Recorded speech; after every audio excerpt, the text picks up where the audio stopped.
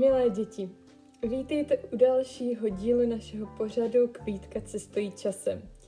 Minulý týden vás Bohdánka seznámila s dalším zajímavým svědcem, kterým byl svatý František Xaverský. Svatý František žil v 16. století ve Španělsku a podílel se na založení řádu jezuitů. Dnes se už přesuneme dále na naší pomyslné časové ose do 15. století a v této době se v jednom italském městečku jménem Capestrano narodil chlapec Jan, kterého dneska známe jako svatého Jana Kapistránského.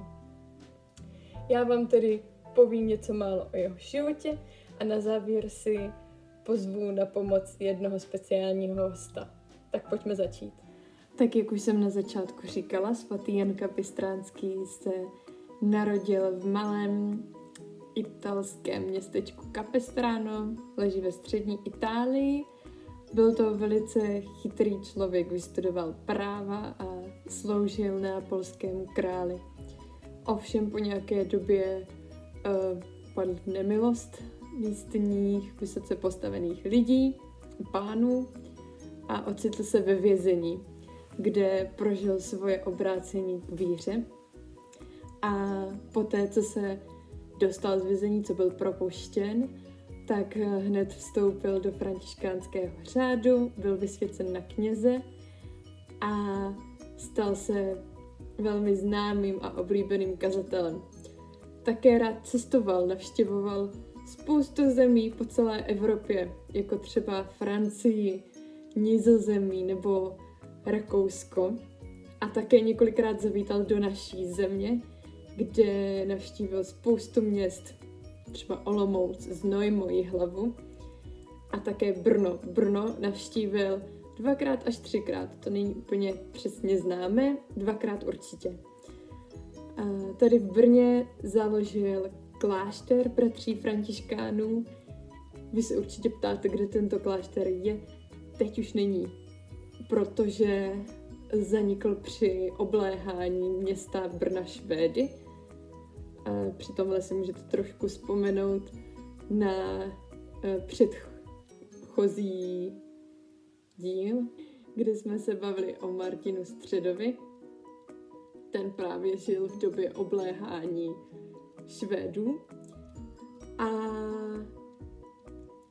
také, jak je Martin Středa ochráncem Brna, tak se i svatý Jan Kapistránský stal patronem a ochráncem Brna. Kromě založení kláštera tady uzdravil spoustu nemocných a dnes jako takovou menší vzpomínku na jeho působení v našem městě máme kazatelnu Kapistránka, najdete ji na Petrově. Takto cestoval svatý Jan Kapistránský skoro přes celý svůj život po Evropě, ale ještě je důležité si k němu říct jednu jeho zásluhu, protože pomáhal při obléhání města Bělehrad. Toto město obléhali Turkové, kteří tehdy měli svou říši. Nebyla to země, jako ji známe dneska, byla to říše, ve které vládl něco jako král a byli tehdy velice agresivní, snažili se dobít všechna evropská města, všechny evropské země a právě takto se dostali před město Bělehrad. Tam už byli shromáždění vojáci připraveni bránit toto město a svatý Jan Kapistránský dělal vojákům vojenského kaplana, to znamená, že podporoval v jejich víře a naději, dodával jim sílu. A když začala bitva, tak to dlouhou dobu vypadalo špatně, protože Turkové měli převahu, měli více vojáků, lepší síly a dlouhou dobu to vypadalo tak, že to město dobí. A když už to vypadalo hodně špatně, tak svatý Jan Kapistránský vystoupil a začal provolávat hlasitě jméno Ježíš. Tím dodal poslední zbytky sil svým vojákům kteří ještě porazili Turky a město Bělehrad uchránili. Svatý Jan Kapistránský po této bitvě se staral o svého nemocného přítele, který se nakazil morem a zanedlouho poté zemřel. Tak jsme si v krátkosti vyslechli životopis svatého Jana Kapistrána a jak jsem vám slíbila, jsem si pozvala hosta, který nám odpoví na pár otázek a tím hostem je náš milý bratr Kapistrán. Ahoj děti. Tak. Kapi, povídali jsme si spolu o životě svatého Kapistrána a říkali jsme si, že se dostal do vězení, kde se také obrátil k víře. Mohl bys prosím vysvětlit, co to znamená? Obrácení. Obrácení k víře, přesně tak. Víře. Tak bych to popsal tak, že to je vlastně člověk, který objeví Boha, ale vlastně osobně. Že opravdu pozná, že je jeho kamarád, jeho přítel, že se může o Pána Ježíše opřít a povídat si s ním a že mu pomůže, když je vlastně potřeba. A že taky pozná, že je dobré číst Bibli, písmo svaté a chodit společně do kostela, aby tam Pán Ježíš právě ještě mohl víc poznávat. Protože vidí, že mu to vlastně zlepšuje život a že potom je radostnější a že tam může potkávat i kamarády, kteří třeba stejně taky tak jako mají stejné myšlenky na Pána Boha, nemusí se tam stydět. Děkujeme. Potom jsme si říkali, že bratr Kapistrán vstoupil do řádu a byl vysvěcený na kněze a stal se kazatelem. Kdo to je kazatel, co dělá? No, Kapistrán to byl velký kazatel teda, protože on dokázal 3 hodiny kázat děti. Představte si, že by já, nebo Dejdák bratr, nebo Ignác jsme 3 hodiny kázali na mši svaté. No, to by byla divočina. To by bylo moc. Ale je to člověk, který vlastně druhým vykládá o Pánu Bohu. A to při mši svaté, nebo i mimo mši svatou. A hlavně se jim snaží vysvětlit třeba něco z Bible. Když se tam čtou z Bible ty čtení a evangelium, tak on potom o tom nějak vykládá, vysvětluje to, co tam bylo a proč to tam bylo. Třeba Kája se mi taky nedávno na něco ptala, nerozuměla jedné věci, co to bylo. Jo, to bylo se Zachariášem a s panou Marií, že Zachariáš taky nějakým způsobem pochyboval a byl za to potrestaný a pana Maria se taky zeptala, proč se to stane, nebo jak se to stane a potrestaná nebyla. No, právě. No, tak jsem Káje vysvětlil, tak to taky takový kázání moje, přes mobil jsme to dali, že? Jasně. Tak jsem tam právě napsal, že to je protože Zachariáš nedůvěřoval Pánu Bohu, že je všemohoucí, ale Panna Maria naopak ne. Ta jenom řekla, ať se mi tak stane, jak říkáš, a už neměla žádný pochyby. Tak třeba tohle to takhle dělá kazatel. Tak teď jsme tady měli dvojvysvětlení, nejenom o Janu Kapistránském, ale i takovou hodinu náboženství. Děkujeme. A teďka už bych se přesunula přímo k tobě. Jdeme pryč od životopisu svatého Jana Kapistrána a chtěla bych se tě zeptat, co máš na svatém Janu Kapistránském nejraději? Ty jo. Na Kapistránovi. Přesně tak. Nebo na sobě. No tak na sobě to si myslím, že si dokážeme všichni trochu domyslet, ale na svatém Janu Kapistránském. Ano, dobře. Tak na Janu Kapistránovi mám velmi rád jeho nasazení, takový, že on opravdu, když něco dělal, tak to dělal opravdově. A snažil se to dělat co nejlíp.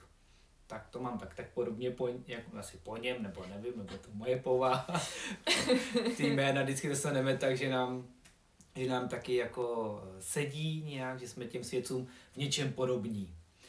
A když třeba dostal za úkol jít do Čech, aby tady zase znovu v lidech rozhořela se víra k Pánu Ježíši, tak to vzal tak, že šel.